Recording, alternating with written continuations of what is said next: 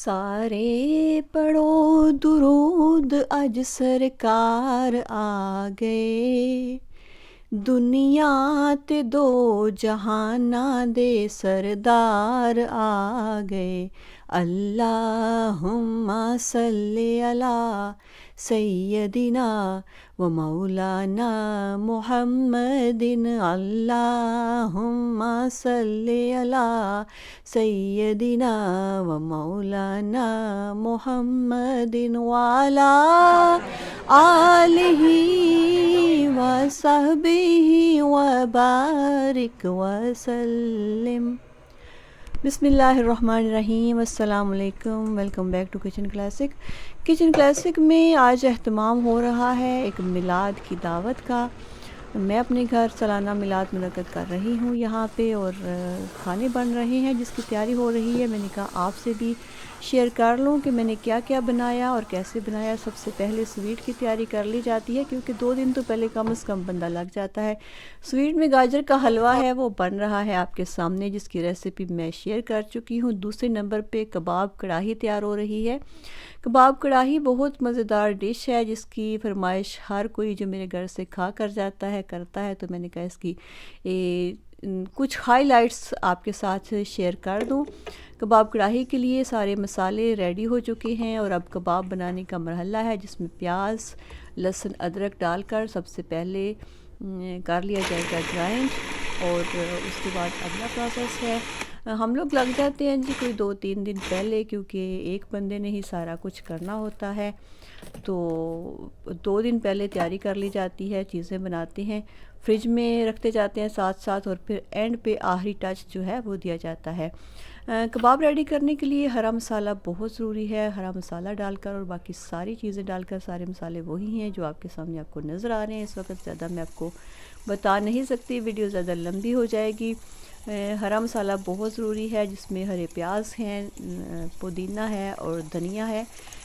तो ये साथ में जो मेस बन रहा है वो भी आपको थोड़ा सा दिखा दिया है। मेरी दोस्त आई हुई थी, मेरी थोड़ी सी जो हेल्प कबाब बनाने में कर रही थी, वो कह रही थी कि मेस ज़रूर दिखाना। मैंने कहा मेस तो मैंने कभी नहीं दिखाया। साथ में बनेगी जी पापड़ी चाट, और पापड़ी चाट के लिए मैं ये आटा गूंद रही हूँ। ऑल पर्पज़ फ्लावर है, जिसमें ऑयल सफ़ेद ज़ीरा डाल लें या फिर आप अजवाइन डाल लें, और नमक डालकर उसको सहज सा की एक डो बना ली है। उसके ये पापड़ी चाट के लिए बॉयल्ड चने हैं और पोटैटो है, और बाकी ये चीज़ें हैं जो आपके सामने हैं। और इसके लिए सबसे जो अहम चीज़ है वो है इमली का पानी। पानी तो नहीं, पल्प कह सकते हैं आप। इमली को भिगो दिया था, कोई तकरीबन 100 ग्राम इमली थी जिसको भिगो दिया था, और उसका पल्प अच्छी तरह से निकाल लिया है और उसको छान लिया है, और वो ऊपर उसके डाल दिया है। और चाट मसाला डाला है। ये मेरे पास जो मेरे घर की बनी हुई चटनी है, ये आलू बुहारा और इमली की ही बनती है ये भी। तो ये पापड़ी चाट में बहुत मज़ा देती है। थोड़ी सी अभी इसमें मैं ये शामिल कर रही हूँ, और जब अच्छी तरह मिक्स करने के बाद जब पापड़ी ऊपर डालेंगे तो फिर भी मीठी चटनी का पापड़ी चाट में बहुत ज़्यादा कह लें आपके अमल दखल होता है इसको मज़ेदार बनाने में।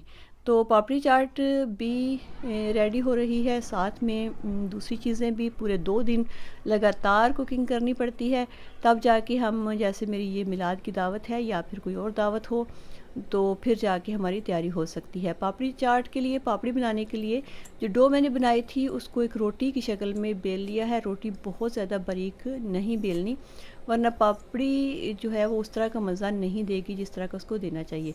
उसके बाद काट लिया है। ये कोई बहुत गोल रोटी नहीं, कोई मसला नहीं, हमें गोल चाहिए भी नहीं। ऑयल रख लिया है गरम करने के लिए। पीसेस आप अपनी पसंद के काट सकते हैं। मैंने जैसे ये नमक पारा होता है ना हमारे यहाँ, तो उस साइज़ के पीसेस मैंने काटे हैं। ऑयल गर्म हो जाएगा तो पापड़ी हमने कर लेनी है फ्राई अच्छे तरीके से। बहुत होनी चाहिए, क्या कहते हैं उसको, कि बहुत क्रिस्पी होनी चाहिए, तो फिर पापड़ी का मज़ा आएगा। साथ में रखा हुआ है पैन, जिसमें प्याज फ्राई हो रहे हैं हलीम को तड़का लगाने के लिए। हलीम की एक ज़बरदस्त होममेड मसालों के साथ हलीम की रेसिपी मेरे चैनल पे मौजूद है, अगर आपको चाहिए तो। हलीम जब भी बनाते हैं तो बहुत मेहनत का काम होता है, फिर उसको ज़्यादा बना के पैकेट बना के फ्रीज़ कर लिए जाते हैं। और ऐसे किसी भी मौके पे जब एक कोई गेस्ट आ जाएँ या आपका खुद खाने का दिल चाहे या कोई इस तरह की पार्टी हो रही हो तो फिर हम उसको कर लेते हैं, तड़का लगा लेते हैं। इसके बाद कबाब बन चुके थे। अब कबाब का सालन बनाने का मरहला है। ये प्याज इसमें काफ़ी सारे जाएंगे क्योंकि इसको प्याज कढ़ाई कह सकते हैं आप, खड़े मसाले की कढ़ाई कह सकते हैं। प्याज काट के शामिल कर लिए हैं। ऑयल जैसे कि हम हमारे तकरीबन हर सालन की बेस होती है, प्याज फ्राई कर लिए जाते हैं।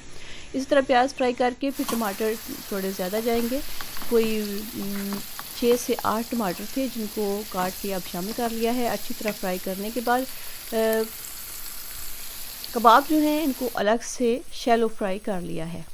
इस तरह से वो एक तो उनका टेस्ट अच्छा आएगा और दूसरा वो टूटने से बच जाएंगे, क्योंकि इसमें इसकी जो अफादियत सालन की ज़्यादा इसकी खूबी ये है कि आपको हर चीज़ का अलग से अच्छा टेस्ट आना चाहिए। हरा मसाला भी इसमें होगा जो एंड से ऊपर में डालेंगे, और कबाब का अपना टेस्ट होना चाहिए, मसाले का अपना टेस्ट होना चाहिए, तब इसका एक यूनिक सा जो टेस्ट है वो आपको आएगा। तो कबाब कढ़ाई बन रही है साथ में, और दूसरे खानों की भी तैयारी हो रही है। इसको जब ऊपर रखते हैं तो इसमें मसाले तकरीबन वही हैं जो कि अब हम आम डालते हैं हरा हांडी में। आमतौर पे हमारे जो सालन बनते हैं तकरीबन एक ही मसाले हैं, थोड़ा बहुत कोई होता है कि कोई बंदा किसी ख़ास चीज़ का इस्तेमाल कर ले, जैसे इसमें ये काली मिर्च का ज़्यादा इस्तेमाल किया गया है। तो बाकी मसाले वही होते हैं। ये डिपेंड करता है हमारे तरीक़ाकार पे।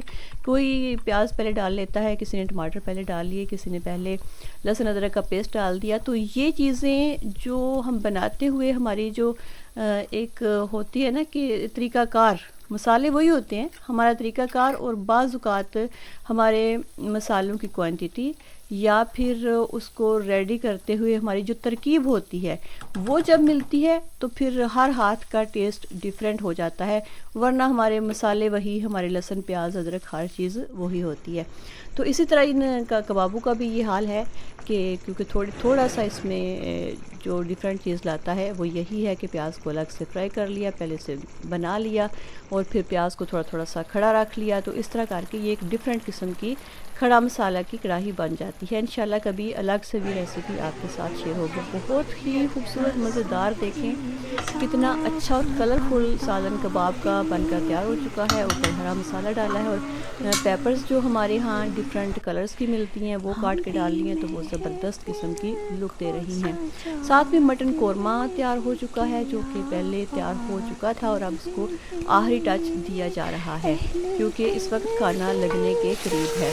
पुलाव बस एक ऐसी चीज़ है जो कि एंड पे बनता है क्योंकि चावल तो दोबारा गर्म नहीं किए जा सकते।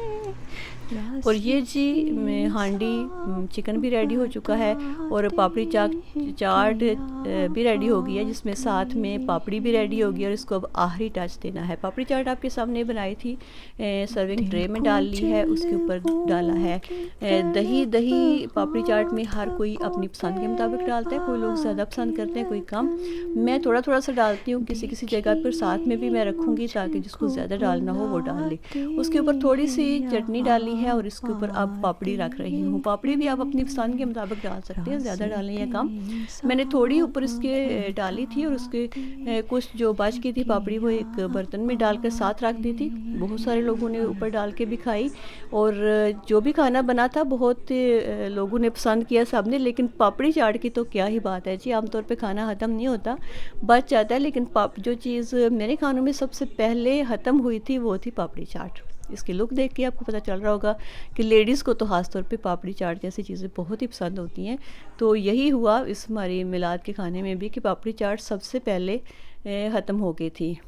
खाना लग गया है जी, और हमारी मिलाद की महफ़िल ख़त्म होने के बाद ही खाना लगा था। तो अब सब मेहमान इंशाल्लाह खाना खाएंगे और फिर मुझे बाद में बताएंगे कि खाना कैसा लगा। आप इसकी शक्ल देख के आप भी बता सकते हैं कि कैसा लगा।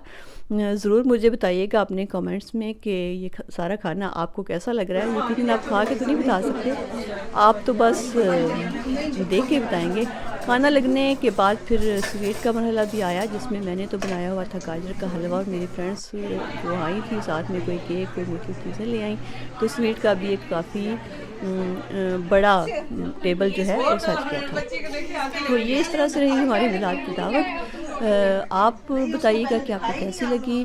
अल्लाह सुब्हानहू व तआला बरकत दे आपके खानों में और आपको खुश सलामत रखे।